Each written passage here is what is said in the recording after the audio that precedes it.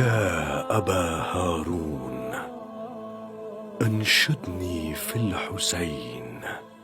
امرر على جدث الحسين وقل لأعظمه الزكية: يا أعظما لا زلت من وطفاء ساكبة روية. لا يا أبا هارون، أنشدني كما تنشدون عند قبره.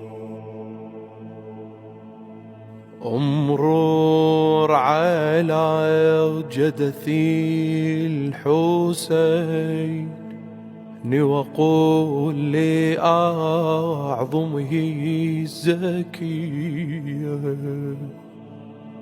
يا أعظما لا زلت من وطفاء ساكبة روية. ما لذ عيش بعد رضك بالجياد الأعوجية.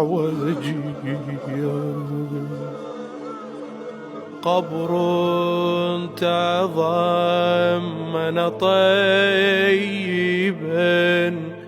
آباؤه خير البرية. آباؤه أهل الرياسة والخلافة والوصية.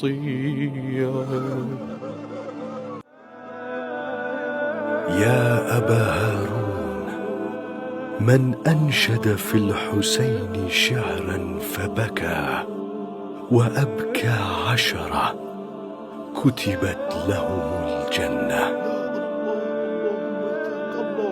ومن أنشد في الحسين شعرا فبكى وأبكى 5 كتبت لهم الجنة. ومن أنشد في الحسين شعرا فبكى وأبكى 1 كتبت لهما الجنة. ومن ذكر الحسين عنده فخرج من عينيه من الدمع مقدار جناح ذباب، كان ثوابه على الله عز وجل، ولم يرض له بدون الجنة.